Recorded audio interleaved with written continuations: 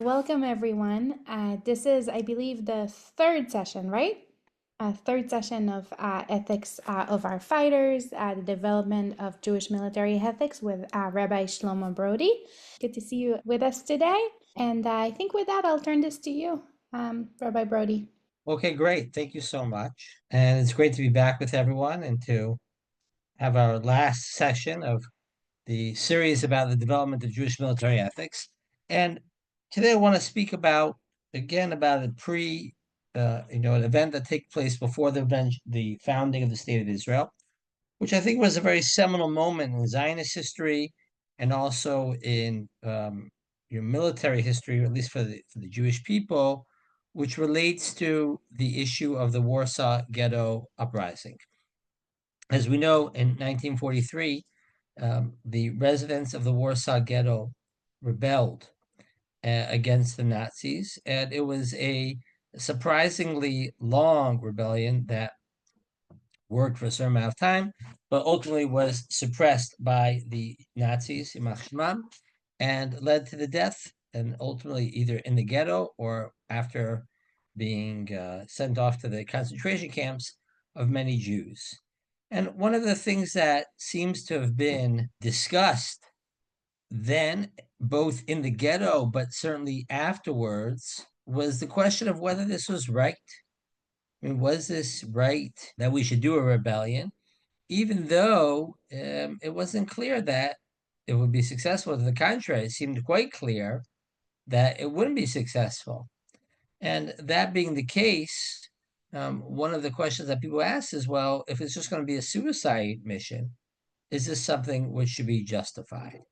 And actually, very interestingly, a famous Israeli poet by the name of Natan Alderman was one who came out and exclaimed at the time, excuse me, not at the time, but several years later, really going against much of the classic Zionist line, that he didn't think this was such a great thing. Okay, if you look on the page here, let me just make it a little bit bigger so you can see. So Alterman talks about as follows, he says as follows: we've taken the, oh, let me have to make it a little bit closer. We have taken the uprisings that took place during the Shoah out of context and extravagantly extolled them. By so doing, we imply that the uprisings were the correct response, while all the rest was blunder and blindness. The uprisings represent glory, while all the rest was degeneracy. And he says that, no, I don't think this is right. I don't think this is right. The standpoint of saving Jewish lives, if you think about it in those terms, the Shtadlanim, those who made all sorts of the negotiations, including those negotiations with the Nazis, they were the right ones. In contrast, the leaders of the uprisings couldn't and did not intend to save lives. And then he also said the following: he says, listen, I understand these fighters is one thing if they want to shorten their own lives, but for other people, who gave them the right to make that decision? Because once the Nazis were going to quell the Warsaw Ghetto Uprising, that was going to lead to a lot of deaths for other people as well. And so, by what authority did they have this type of they make this type of risky behavior? And so it's very fascinating that you see here from a secular Israeli figure, but one of great significance in the Zionist community, 1954, looking back and saying, this was all a mistake. Now, of course, as you know, that the Zionist ethos very much about fighting, and this is part of where our development is changing the self-image of the Jew. And so before the war, before even the uprising happened, this was a question for many Zionists who didn't understand how is it possible that um, all these Jews are being led like sheep to the slaughter. If you look on the right side of the page, you see Mordechai Lipson writing in Hatzofeh, in which he states, right, that tens of thousands of Jews didn't stand up to anyone. They bare their necks like sheep about to be slaughtered. Right? How is this possible? Rabbi Leib Maimon, Rabbi Fishman, who we discussed in the first session, also said, listen, there's a question here of our honor. We must not resign ourselves to the fate of downtrodden slaves. In other words, there is this element, this ethos at this moment, which says, wow, like what is going on here? How is no one actually standing up to fight. And so when the Warsaw Ghetto Rebellion news comes out, there's a great celebration of it in the Zionist community, at least in the land of Israel, Mandatory Palestine. And you can see, for example, the headline, Yediot Achronot, 1943, the Masada of Warsaw has fallen. The Nazis have set fire to the remnants of the Warsaw Ghetto, but you see they invoke Masada, the mythical story, which may or may not be true, but is certainly believed to be true, right, from the book of Josephus, in which people decided to die, in this case, actually, to kill themselves rather than be led to the slaughter and taken captured. And this is a story that became part of the Zionist ethos. And here, the Yediot Achronot says, wow, this is like a new Masada. You see Yitzchak Ben Tzvi, who later becomes the second president of the state of Israel, but as a member of the Va'ad Leumi at the time, he says, listen, this is a heroic war, right, which stirred the hearts of the entire Yishuv.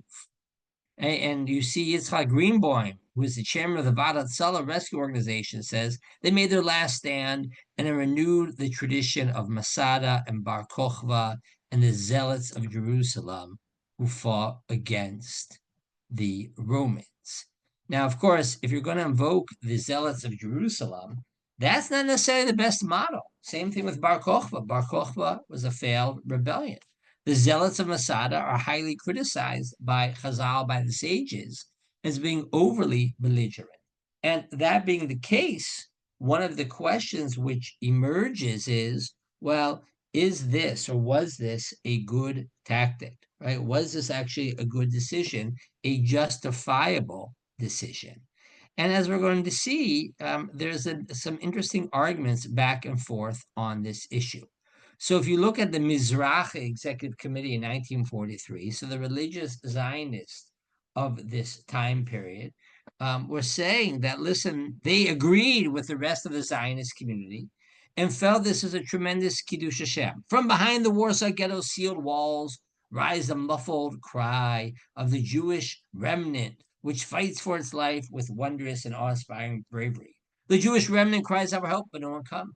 The sublime holy war for the lives waged by the remnants of the Jewish Polish Jewry sanctifies the divine name and the name of Israel in an alienated world that stands aloof, revealing the tremendous powers that once animated and still animate the proud Jewry.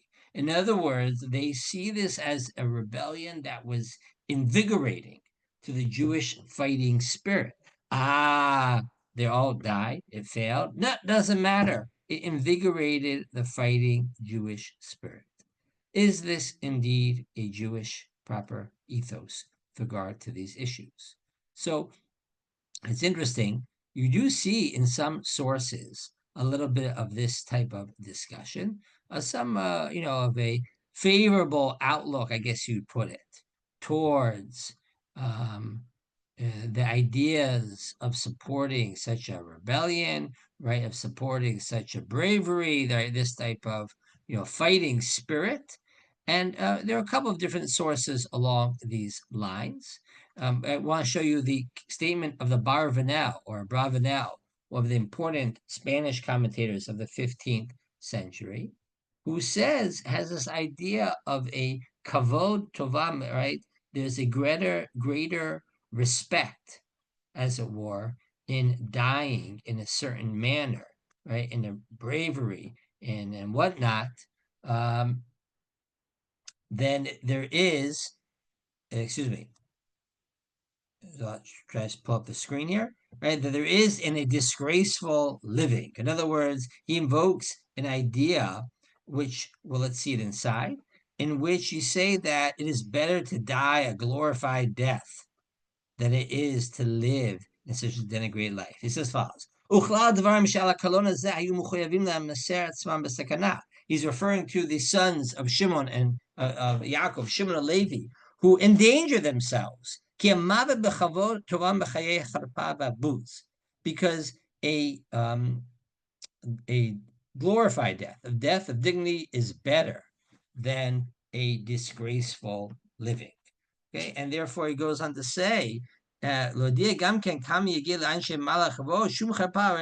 important what they did in order to take vengeance. So This is a very interesting medieval statement. And what ultimately reflects, I think, some form of medieval bravery, right? This type of notion in which says that it is worthwhile to fight and to die, but at least to fight in a glorified manner. Hold on one second. I'm sorry. I'm trying to pull up my screen here again with the wrong thing. Here we go. Okay. And so this is a very interesting idea in its own right. And perhaps you could see this as well in the story of Shaul in Sefer Shmuel. You might recall that Shaul dies at the end of Sefer Shmuel by falling on the sword. He doesn't want the symbol as the king to be taken and abused by the enemies, which will be very bad for the people. And the Radak explains that while in general, self-inflicted death, right, death by falling on the sword would be forbidden, but perhaps in the case of this, when it goes against national glory, it is not such a bad thing. In fact, perhaps it is appropriate. And we know this as well, perhaps from the story of Shimshon, and perhaps you can make such an argument that this is a good idea. But let's think about this. Is that really true? Because if you look in the times of the first temple's destruction and the times of the second temple destruction, we know that there were debates amongst the Jews of Jerusalem what their approach should be. And in the first temple, for example, Jeremiah says, surrender, spare the life of this city and spare the life of the people. It is better to surrender. And indeed, the Rabbi, another one of the great Gersanis, medieval philosophers, says you don't start a war unless you really think you can win. It's too dangerous. And so we also know from the Second Temple period that the zealots of Jerusalem are highly criticized by Chazal. They could have saved the city, or they could have gone with Yochanan and Zakkai and saved themselves in the city of Yavne, and they didn't do this.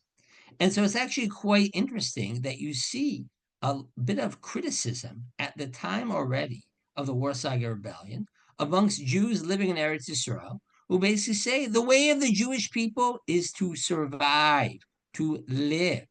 And I want to show you the statement of Rav Moshe Bloy, who's one of the heads of the anti-Zionist Jews living in Jerusalem, who said as follows, says, listen, only people weary of living can undertake uprising under these circumstances when there's no chance of victory. But it's clear that this is suicide. To die a hero's death, simply for the sake of dying a hero's death, this has no basis in Jewish faith. All the more so when it threatens to endanger the lives of others. Even in the most desperate situation, these others do not despair of Hashem's salvation, knowing that its ways are hidden and it can come like the blink of an eye, heref ha'ayin. And actually, even in the Zionist community, you have people like Rabbi Moshe Tzvi Neria, who basically said that type of heroism is not what we want. We want to live. And the idea that we can take actions that will just cause ourselves and others to die and won't have a military success is not a Jewish idea. And if we had taken that approach over the centuries, you know what happened? The Jewish people have never survived.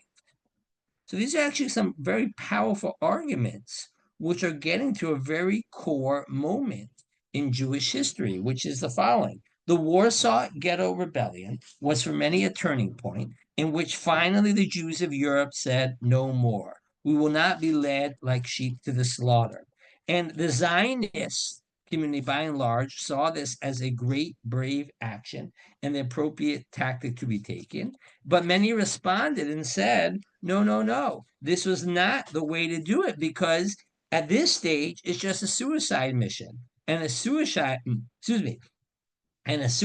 mission, there's absolutely no glory, no heter, no permission to cause your own death in a mission that's a quixotic mission that you know is not going to fail.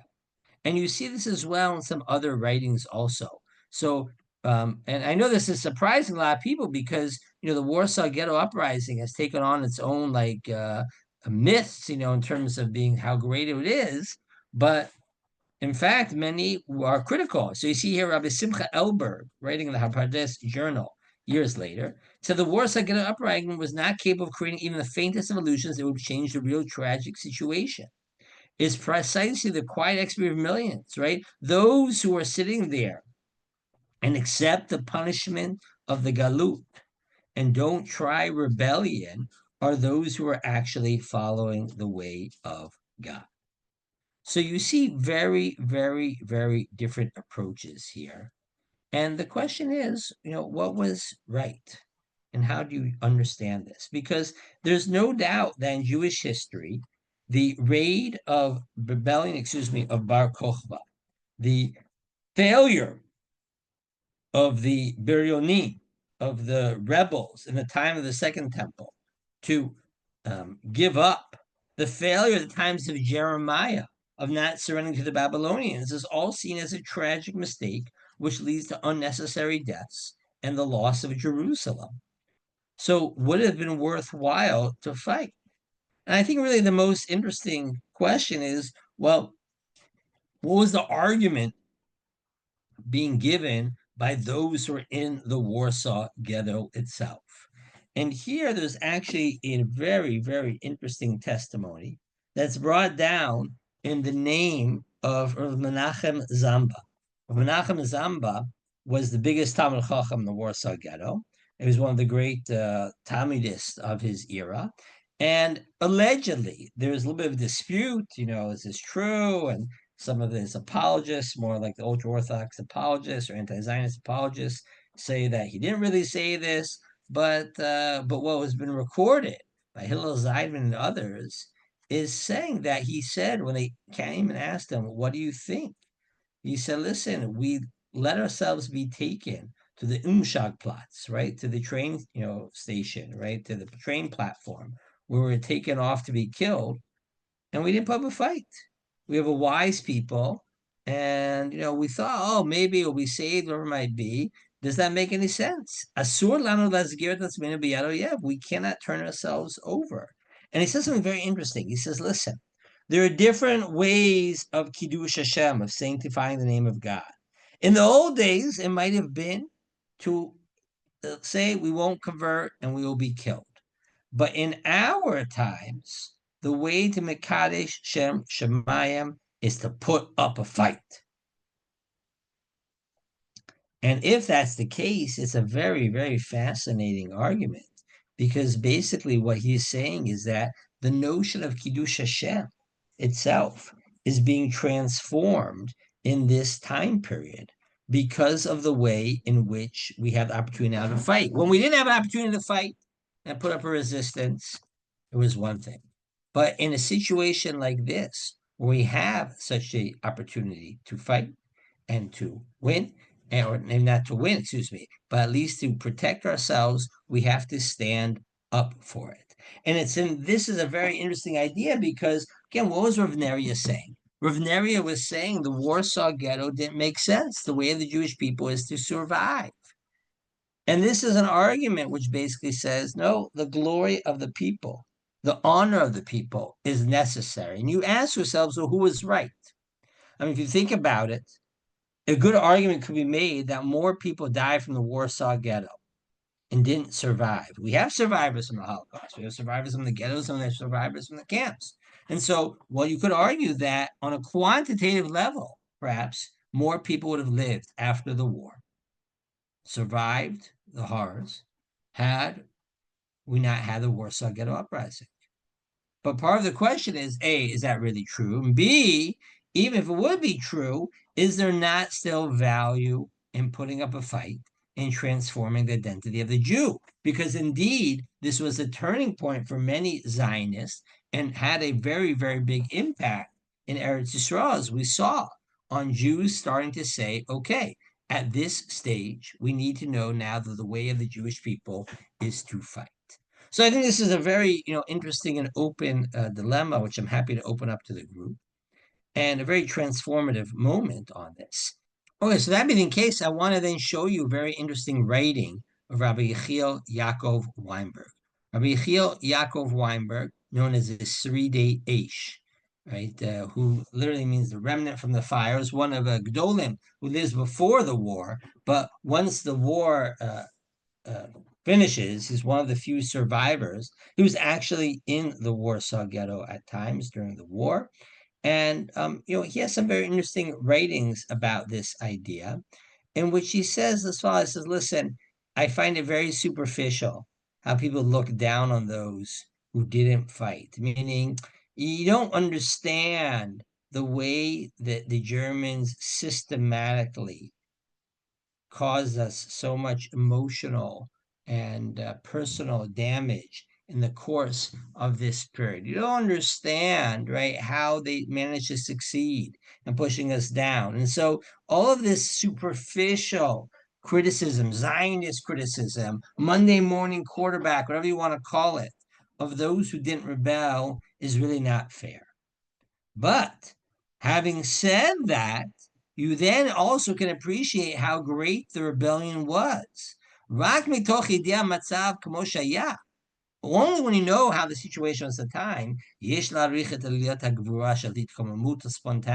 then you can appreciate how great and how brave it was for those in the ghetto who were able nonetheless to rebel. So, finally, we have people who are trying to redeem the disgraced reputation and honor of the Jewish people. And the Tzirei Yisrael couldn't take it anymore. The young people couldn't take it anymore. And in this respect, he says, listen, it's totally fine to have two different models of Gvura, of strength, of bravery. Model number one, which says that we need to survive, and we survive by being proud Jews and living another day. That's the most important thing, to make sure Jews live. And model number two is that we have those who are fighters and refuse to have the Jewish people downtrodden in this manner. So I think this is a very interesting debate. My own sympathies lie with the supporters of the Warsaw Ghetto Rebellion, but I'll tell you that I have a lot of sympathies, arguments for the other side as well. And I think one of the reasons why I feel this way is that a lot of times, people are too hasty to fight in some ways and always searching for this, when in fact there might be great value in saying the way of the Jewish people, we should always prioritize life above honor. Because in the name of honor, people can do all sorts of terrible things, both for themselves, for their nation, and against their enemies, when in fact, it might be worthwhile to preserve our lives above all. Questions, comments? Well, I don't know that I disagree with that, but I am definitely on the side of fighting back. Whether you need to wait and make it a last resort, however you understand that or not, but I think I would definitely have been part of the Etzel had I been living at that time. Well, it's interesting. I definitely feel that I think Rav Zamba's statement is very powerful, and this idea of saying that, it wasn't just the fact that they fought a quixotic mission. It was that they decided not to go down like sheep brought to the slaughterhouse. And I think that was a very significant phenomenon for them. I mean, it's always easy to play what if. You could say, well, what if they hadn't had the rebellion, people have survived? Or it just would have been more people killed in the very systematic German way, the way the Nazis took care of killing us. And we missed a tremendous opportunity. So I think, Amy, it's a very fair point. But it's hard. Know your enemy. What is their goal? I mean, their goal is not to have people survive. Right, 100%. Total elimination as it is today. So I think that makes a big difference. Yeah, absolutely. Anyone else want to add in a comment? Justin, you raised your hand. Go ahead. So, I guess a question I have is how, I mean, and this is in the realm of SOC, where you actually go to like the Gadol, and you ask the question, how does the halacha deal with the sui generis? In other words, like if you look at the writings of the Piaseczner Rav, in his writings, he said that in his readings of history and his experience, nothing like Nazism had ever existed previously. So when you take that into this account, the question is, what do you do then? That you say this is a situation that's worse than any other situation, and perhaps somehow, without the quarterbacking, you come to the conclusion, or the posek comes to the conclusion, that the vast majority of everybody is going to be dead, no matter what. So I mean, the question is like the sui generis, like is it possible, or what is the tradition of identifying the situation that puts you over the edge, that's different from anything you've seen before? Yeah, I think it's I think it's a great question. I mean, there are a couple of parts to this. One of which you say is this a matter of psak? Well, that's an interesting question. There is psak, like if I want to know how to warm up food on Shabbat, is this, food kosher for Pesach or not? So it might turn to rabbi and they give you a very clear position. The question is whether or not this is an area in which you can have definitive halachic rulings. I think that's a very interesting open question in my mind, in part because it's so contingent upon your evaluation of the reality, the strategic and political reality, right? So it's not always so easy. When in my time, I work in Matai, when we do end of life care decision making, so one of the things we always have to do, first of all, is what's the reality from the doctors? What are we dealing with here? And many times they give us a very good picture, but they're not prophets. It's not their fault, right? Not profits. And then we have to ask, okay, we have to make decisions in periods of uncertainty. So here you have a lot of uncertainty, tremendous amount of uncertainty, in part because of not knowing the full scene of what they know, right, in terms of what else is going on during the war. And also because, as you mentioned, this is sort of unprecedented in many ways. The Nazi killing machine against the Jews, of course, was unprecedented in a lot of ways. And so that being the case, I think, Justin, you're right. You take into a lot of different factors, but I still think that can go both ways. You could say, given the level of the evil that the Nazis had, we have to stand up to it, even if it's a quixotic mission that will cause us to die. Or you could say, well, no, given the amount of evil, do what we can to save as many people as we can, because they're really going after all of us. So, I think that factor can go both ways. Listen, I'm sympathetic to the rebels, but I think it's important to hear out the different sides of this potential type of argument. So, I think it's interesting that if you look at what the other parallels might be, the models might be.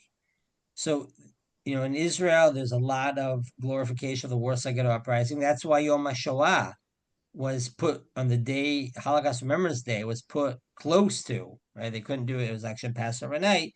They couldn't have it then, but they tried to keep it close in that period, in part, and they called it Yom HaShoah Gvura, right? Some form of remembrance and of not just of the Holocaust, but of all of the glory and the bravery. And that was very much a part of the Zionist ethos. Similarly, soldiers almost everyone used to be brought to Masada, to march on Masada. It's like a symbolic, like we are now the new Masada rebels. Or, the Bar Kokhba, certainly a sign of that symbols of fighting. But all of these are people who end up being dead in the cases afterwards, and end up causing a lot of damage and death. So one of the questions I think you have to ask is, do you really want to glorify Masada or Bar Kokhba? And I think that's a very difficult question to answer. Amy, you want to respond to that? Yeah. Well, we think of Bar Kokhba and Masada as zealots, right, and even earlier. And so, is there zealotry because they want to fight, or because of what they're thinking? Like their ideology was more zealous, because I think you don't have to be a zealot to fight. Right. But, I think one of the questions to be asked is, would we have still called them zealots had history gone different? Yeah, that's basically my question. Yeah. Right. So it's a little bit hard to know, of course, and the stories that we get depicted, of course, are usually being written from the perspective of those who oppose them, Chazal, in many cases, lots of times. So, I think that's an open question in my mind. But, if I would follow the anti-Zionists who say you can't rebel, they also didn't believe in fighting in general.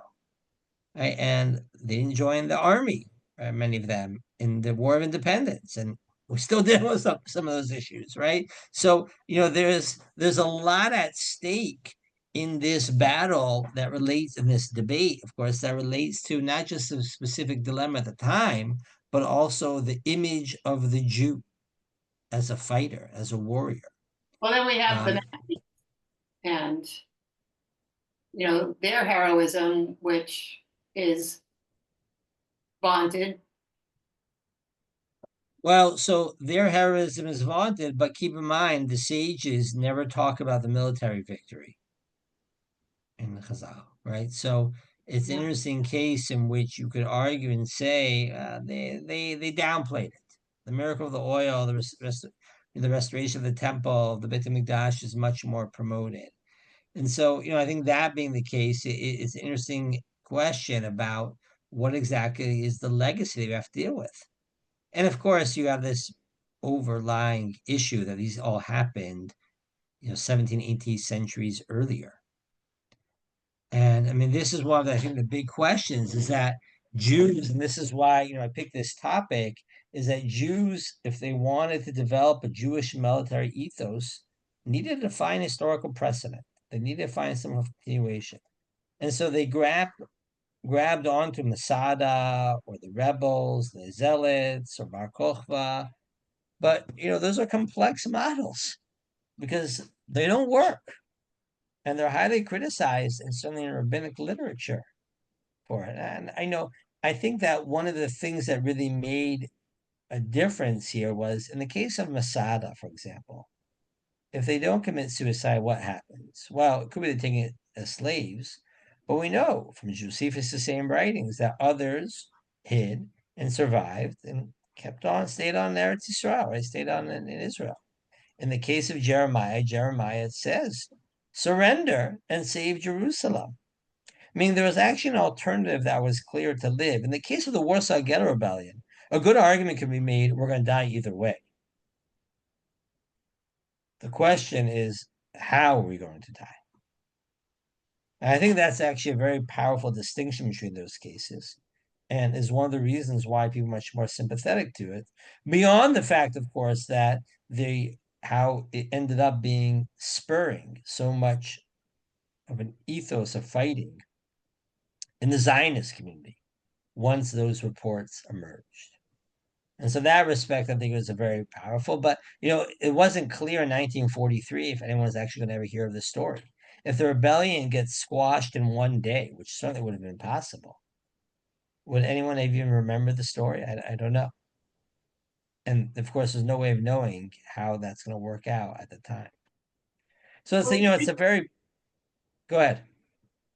I mean, looking at a big picture, 30,000 feet above, I mean, it's also like, what role are the Jewish people playing in all of these instances? And if we look at us as a scapegoat, and you look at scapegoating tendencies and the function of the scapegoat, I mean, then you can think about how does one overcome that status. And I would think you can consider powerful and threatening would help in that. That's not, the Jews are no longer the useful scapegoat. We'll find somebody else because it seems to be a human thing that we need to do. So, I mean, I'm just thinking about a battered wife, or, the analogies that once somebody starts fighting back, first you get pummeled more until you can muster enough force to overcome that role. Right. But, I mean, I get the analogy, but that's a complex analogy because by the time you get that strength, you might be dead. Right. In other words, so uh, again, with the case here, I mean, it's part of the debate. Now, part of what's different here, of course, on the individual level is you're talking on a communal level. And in as much as the Warsaw Ghetto rebels understood that this could be a model for not only for Zionists, but also for other ghetto residents, right? People that are being persecuted. And of course, there were other rebellions. It was very powerful in that respect. But it's a little bit easier in some ways to think about self-sacrifice. I do, though, think it's interesting. Let's say you opposed the Warsaw Ghetto Rebellion for the reasons we mentioned, because you felt like it's just going to cause more people to die. And that's a very big decision that the rebels took on behalf of others, knowing that the consequences of the rebellion would cause others to be killed. So, I think that's a very complicated aspect to this whole debate, which relates to, in general, the question of rebels and how much they speak for their larger group. I mean, even let's say 70% supported. Let's assume that was the case. Probably wasn't. What do you do with those 30%? I'm objecting to the term rebel, though. I mean, they are Sure. yeah. I mean, it's like a Sophie's Choice situation. The fact that they were in the situation at all, it's already the Nazis' responsibility and culpability. And Oh, I don't mean rebel in a bad sense, right? In other words, I think they saw themselves as defenders rebel.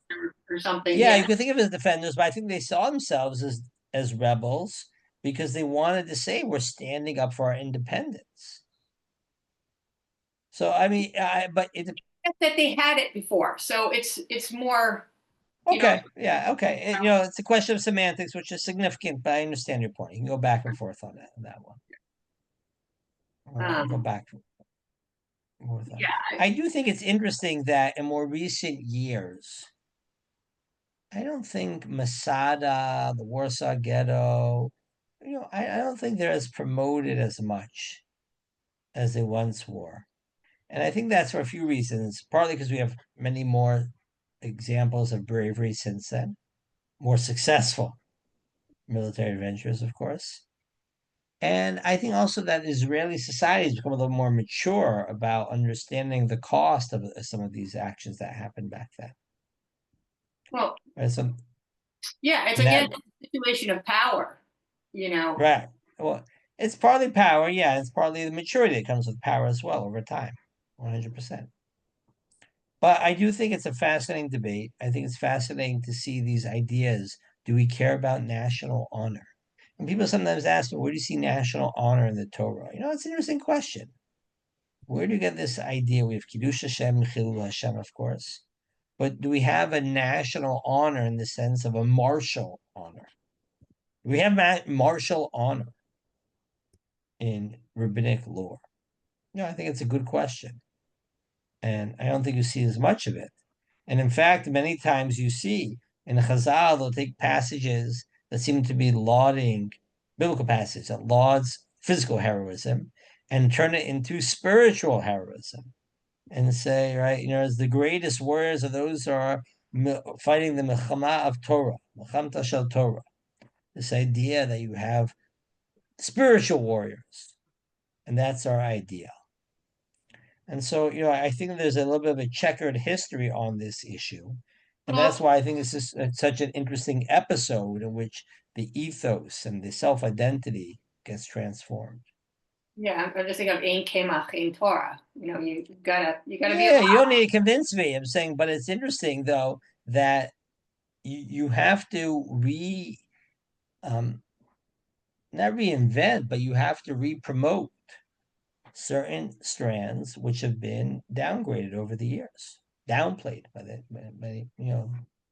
Okay, if there are any other final questions or comments, we'll end here. I hope everyone enjoyed these 3 sessions, which I think were representative moments in the development of Jewish military ethics. Of course, there are many other moments and many other topics we could have talked about, but I think these are three really interesting moments, and precisely because they're actually before the state of Israel is founded, I think they're very, very interesting and significant for our purposes.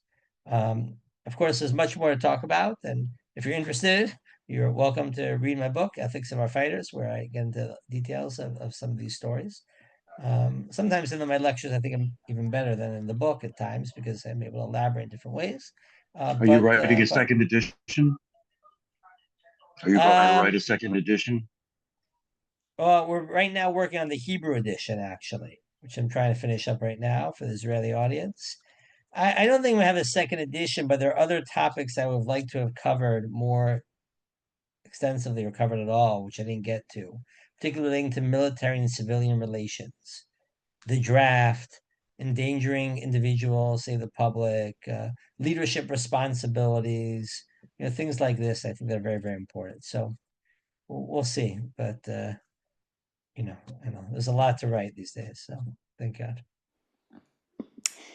Okay, thank you so much, Rabbi Brody, for these 3 classes. And thank you also everyone who joined us and is always part of our learning community. Just a reminder that Spring Zman is underway. You can sign up for classes at jerisha.org/classes. And yeah, for now, lehitraot, and we'll see each other soon.